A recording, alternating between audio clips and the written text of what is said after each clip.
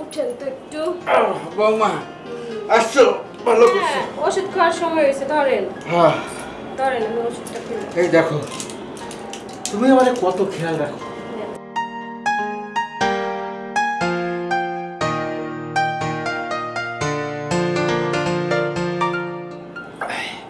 দেখো বাবা, তুমি আমার কত সেবা যত্ন করো। তোমার এই সেবা যত্ন দেখে তোমার শাশুড়ির কথা মনে পড়ে। তোমাকে দেখতে একেবারে তোমার শাশুড়ির মতো। কি বলেন আব্বা, সত্যি? একদম সত্যি কথা।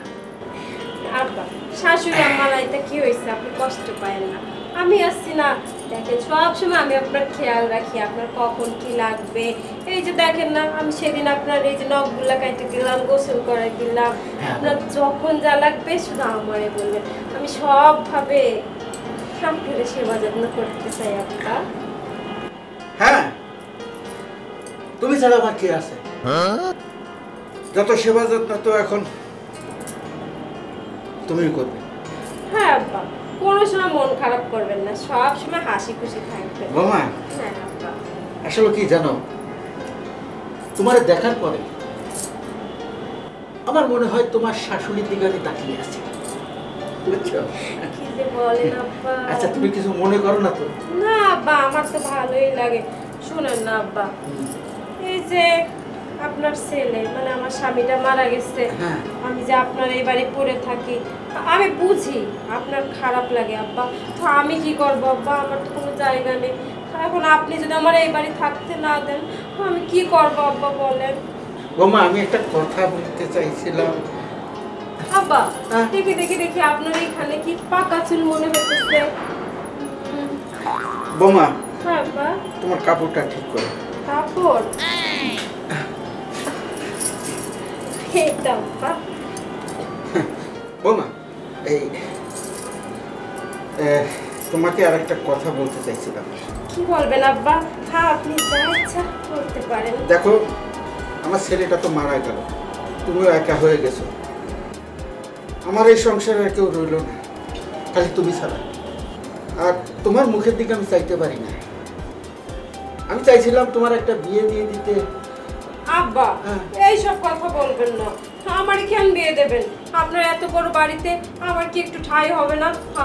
আমি আপনার ছেড়ে কোথাও যাব না। সেটা বুঝতে পেরেছি, আমি কিন্তু ওইভাবে কথাটা বলিনি, তুমি যেভাবে নিছো।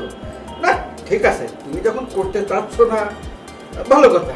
দেখো বৌমা, আমি যতদিন বেঁচে আছি তাতে তোমার কোনো অসুবিধা হবে না। হ্যাঁ আব্বা, ঠিকই বলছেন। আপনি থাকলে তো আমার কোনো সমস্যা নেই আব্বা। আপনি আমার যখন যেটা চাইবেন আমি তখনই সেটা দিব। আর আমার দিকেও একটু খেয়াল করেন। আমি কিন্তু আপনার সাথে কোথাও যাব না। আমি সারা জীবন এই বাড়িতে আপনার সাথেই থাকবো। বুঝতে পেরেছি, আমার সেবা যত্ন করতে চাও না? হ্যাঁ আব্বা। আমার লক্ষ্মীটি। আসলে তোমাকে দেখলেই আমার তোমার শাশুড়ির কথা মনে পড়ে। আমার কি জন্য আমার মনের থেকে আসে না, বুঝছো? আব্বা, আমিও তো চাই আমার শাশুড়ির মতো আপনাদের সব সেবা যত্ন আদর যত্ন করতে। আচ্ছা থাক, দেখো তোমার শাশুড়ি না ঠিক এই সাইডটায় ঘুমাইতো, আমি এই সাইডে ঘুমাই থাকতাম। সারা রাত ধরে অনেক গল্প করতাম, গুজব করতাম, কিন্তু এখন আর মানুষ। কি বলো, শুভে? আব্বা, বাড়িতে তো আপনি আর আমি, আমরা তো এক বিছানায় শুইতেই পারি। ঠিক আছে, তুমি যখন থাকতে চাচ্ছ আমি আর কোনো আপত্তি করব না। তাহলে বালিশটা ভাগাভাগি করে নিই নাকি? হ্যাঁ আব্বা, আপনি যখন বলতেছেন তখন অবশ্যই আমি শুবো। তাই রাত্রে আব্বা একটু কাজটা সেরে আসি। আব্বা না, হ্যাঁ কথাটা তুমি খারাপ বলোনি। একবার কাজটা সেরে মনে করো যে ঘুমের মজাটাই আলাদা হবে না? হ্যাঁ আব্বা, আজকে থেকে আমি আপনার সাথেই ঘুমাবো। আব্বা, আপনার সাথে না আমার একটা জরুরি কথা ছিল। কথা ছিল? জি। এখন একবার রাত্রে আমরা শুয়ে শুয়ে তোমার যত জরুরি কথা আছে সব আমাকে বলবে, আমি সব পূরণ করবো।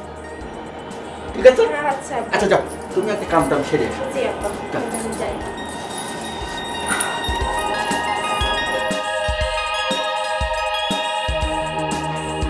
মেয়েটা আমাকে পাগল করে ছাড়বে। আসলে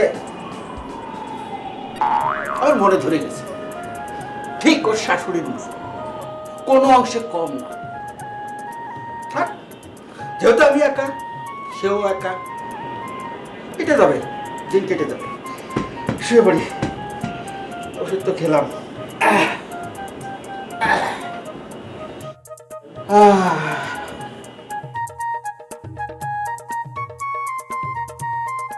আব্বা আসবো? বৌমা আসো, বসো। কিছু বলবে? আব্বা, আপনার শরীর স্বাস্থ্য কেমন আছে? আপনার খোঁজ নিতে তো আসলাম আব্বা। এই তো আসি বৌমা, কোন রকম আল্লাহ যেভাবে রাখছে। আর তোমার শাশুড়ি মরে যাওয়ার পরে তো সব খোঁজ খবর তুমি না। আব্বা থাক, কষ্ট করেন না। শাশুড়ি আম্মা নাই তো কি হয়েছে? শাশুড়ি আম্মার অভাব তো আমিও পূরণ করতে পারি, তাই না আব্বা? আপনি যখন যেভাবে বলবেন আমারে, আমি তখনই সেভাবে আপনার সেবা করবো আব্বা। আপনি একটু বলেই দেখেন না।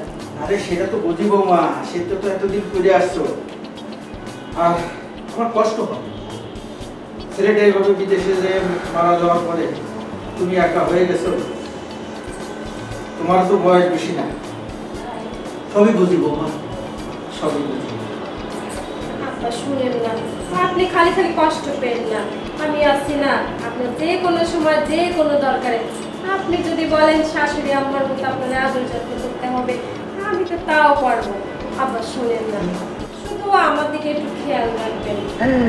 যে সহায় সম্পত্তি যা আছে না, আমারও তো একটা ভবিষ্যৎ আছে, তাই না আব্বা? হ্যাঁ। একটু লিখে দেন না আব্বা।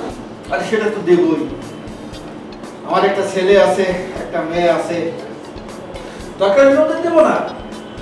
সব সম্পত্তি আমি তোমাকে দেব। সত্যি বলতেছেন আব্বা? হ্যাঁ। হ্যাঁ আব্বা, তাহলে বলেন না, আপনারা আরো কি কিভাবে আমি খুশি করতে পারি, কিভাবে আপনারা আদর করতে পারি আব্বা, বলেন না। হ্যাঁ, আমি আমার জীবন মরণ দিয়ে আপনারা আবিষ্কার করবো আব্বা। ঠিক আছে বৌমা, ঠিক আছে। অত কিছু করা লাগবে না। তোমার চাই চলন, তোমার কথাবার্তা দেখে আমি এমনি মুগ্ধ। তোমার এই সম্পত্তি দিলে আমি এমনি লিখে দিব। তো দেন না আব্বা, দেরি করেন না। আপনিও তো একা থাকেন, আমার শাশুড়ি আম্মা নাই, আমিও তো একা থাকি, বুঝছেন। আমারও একটা চাহিদা আছে, আপনি পুরুষ মানুষ, আপনারও তো একটা চাহিদা আছে। আব্বা, আপনি যদি চান, আমি শাশুড়ি আম্মার জায়গাটা নিতে চাই। বৌমা, আব্বা, আমি বুঝতে পেরেছি, আমি বুঝতে পেরেছি তুমি কি চাচ্ছ। তুমি কি ভাবছো? আমাকে শরীর দেখাইয়ে এই অঙ্গভঙ্গি করে আমাকে আকৃষ্ট করবা? আরে আমি সেই শ্বশুর না, আমি আলাদা জাতুমা।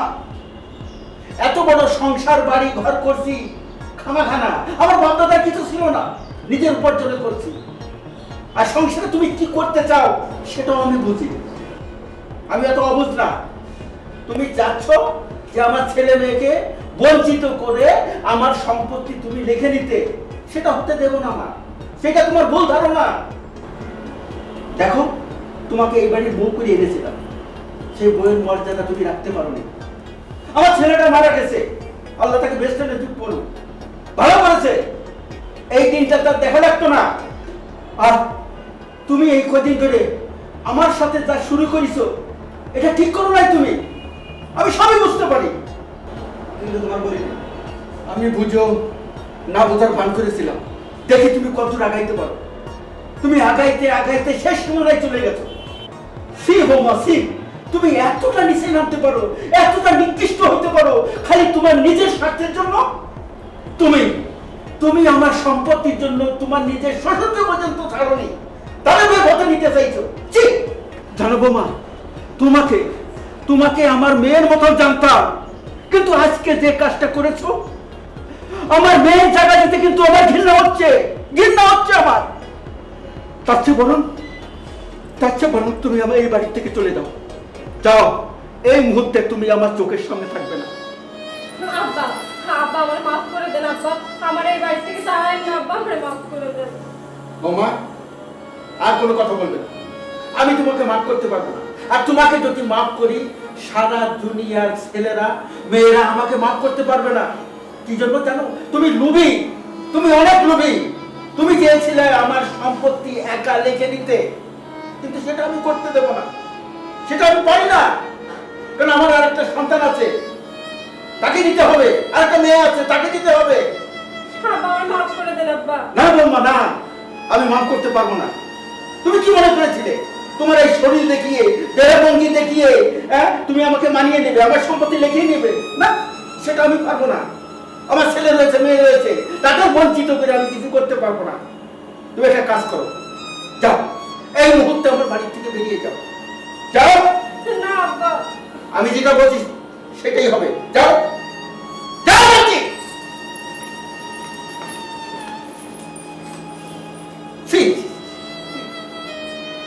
নিজের ছেলের বউ এইরকম হতে পারে? আমি আমি কখনো কল্পনা করতে পারিনি, কখনো কল্পনা করতে পারিনি। যাক, আল্লাহ যেটা করে ভালো লেগে করে।